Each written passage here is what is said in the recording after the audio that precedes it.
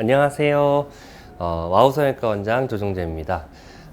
저희가 예전에도 눈밑지방 재배치에 대해서 영상을 몇 번 올렸었는데 오늘은 전체적으로 수술 과정에 대해서 다시 한번 설명드리도록 하겠습니다. 눈밑지방 재배치란 수술은 우리가 나이가 들면서 이 눈 밑에 있는 이 경막이라든지 근육, 피부 같은 것들이 좀 늘어나게 되는데, 그런 것들이 늘어나게 되면 안쪽에 있는 눈 밑에 지방이 바깥쪽으로 이렇게 돌출되어 나와 보이게 됩니다.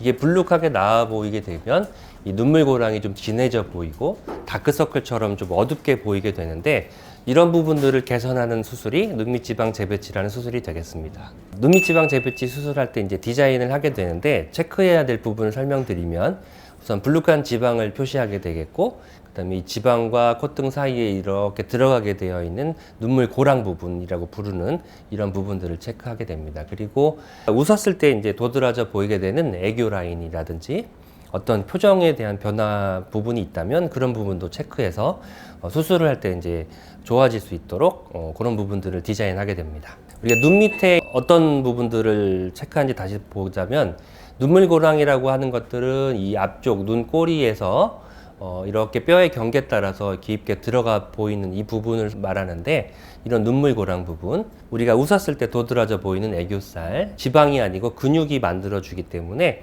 수술할 때 이제 지방 재배치를 하더라도 이 부분은 변하지가 않습니다. 그리고 불룩한 눈밑 지방을 체크하게 되고, 이 눈밑 지방이나 피부가 불룩할 때 이제 처짐이 있어서 이런 것들이 경계가 더 도드라져 보이지 않는지, 이런 부분들을 다시 한번 체크하게 됩니다. 수술할 때 이제 마취를 하게 되는데, 우리가 수술 부위를 국소 마취를 하게 됩니다. 그래서 결막 쪽 눈밑과 이 앞광대 부위를 같이 마취를 하게 되고, 이때 마취 주사는 통증이 있지만 저희가 이제 수면 마취를 같이 하게 되면 이제 잠깐 자는 동안에 하기 때문에 특별히 통증을 느끼지 않고 수술이 가능하긴 합니다.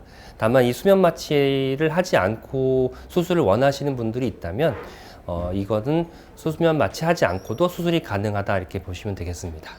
수술을 할 때 처음 하게 되는 것은 이제 이 불룩한 지방으로 접근을 해야 되는데, 이제 절개를 하게 됩니다. 이때 피부 바깥에 절개를 하게 되면 흉터가 바깥에 보이겠지만, 눈밑지방 재배치 수술은 눈꺼풀을 이렇게 살짝 뒤집어 보이는 이제 결막 쪽에 절개를 하기 때문에 이 절개된 흉터가 바깥쪽에서 보이지는 않게 됩니다. 그래서 이 결막 쪽 절개를 통해서 전반적인 이 눈밑지방 재배치 수술을 하게 됩니다. 다음으로 하는 것은 이제 불룩하게 보이는 눈밑 지방을 이 아래쪽 눈물고랑을 넘어서 그 밑쪽으로 경계 부분을 채워주기 위해서 지방을 이동시키게 됩니다.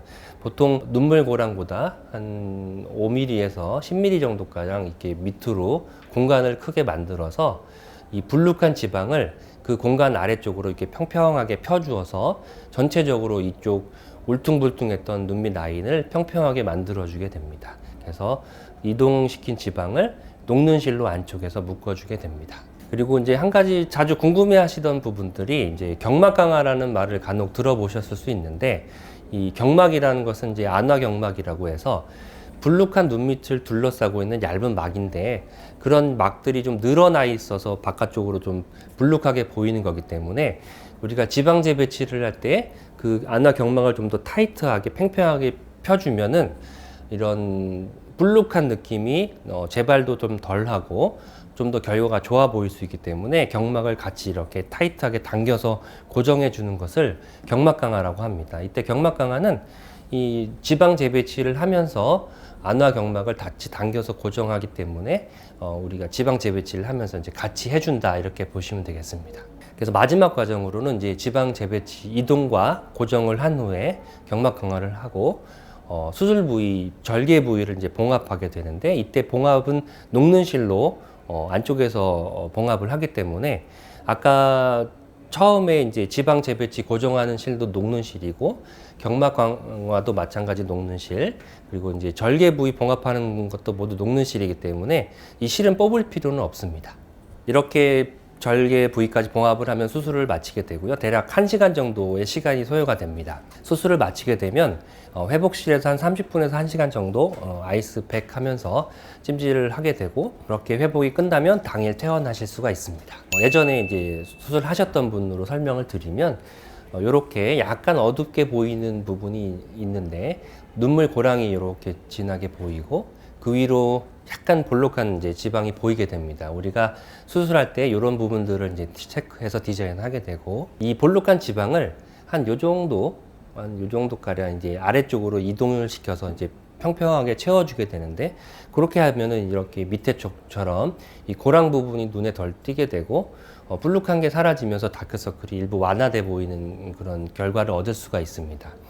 이때 이제 우리가 애교 라인이라든지 눈매라든지 이런 것들은 크게 변하지가 않습니다.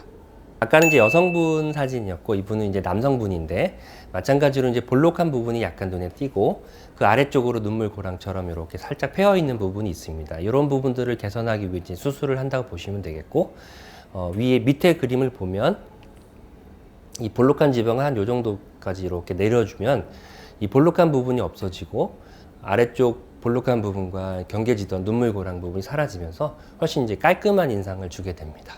다음번 사진은 마찬가지로 이게 아주 미세하게 살짝 볼록해서 어찌 보면 심해 보이지 않는다고 생각할 수도 있는데 이런 미세하게 볼록한 부분도 재배치를 통해서 이렇게 깔끔하게 이렇게 재배치를 하고 나면 훨씬 눈밑이 좀 환해 보이고 깔끔해 보이는 효과가 있기 때문에 혹시 이제 거울이나 이제 사진 찍으면서 눈밑이 좀 볼록해 보이는 게 신경 쓰인다고 하면 한번 상담을 해보시는 것도 좋겠습니다.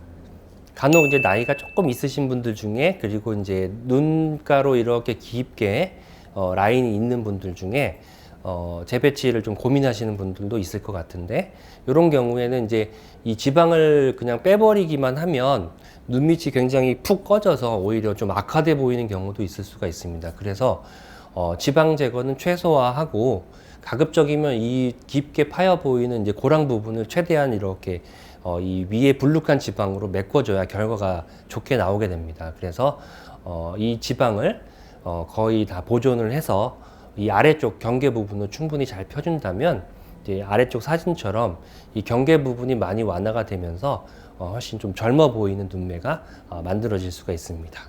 마지막으로 이제 주의사항에 대해 설명드리면 수술을 하게 되면 이제 충분히 휴식하시는 게 제일 좋겠고 수술 후에 바로 당일날 귀가는 하실 수가 있겠습니다. 주무실 때는 이제 붓기가 좀 잘 빠질 수 있도록 베개를 약간 높게 해서 주무시면 좋을 것 같고 음주나 흡연은 한 2주 정도는 좀 피해 주시는 것이 좋겠고 간혹 렌즈 착용하시는 분들은 이 결막 쪽 상처가 좀 아물 때까지는 좀 피해서 한 2주 정도 뒤부터 하시는 것이 좋겠습니다. 네, 이번 영상에서는 이제 눈밑 지방 재배치 수술의 전반적인 과정에 대해 설명을 드렸습니다. 눈밑 지방 재배치를 고민하시는 분들에게 좀 도움이 되셨으면 좋겠습니다. 감사합니다.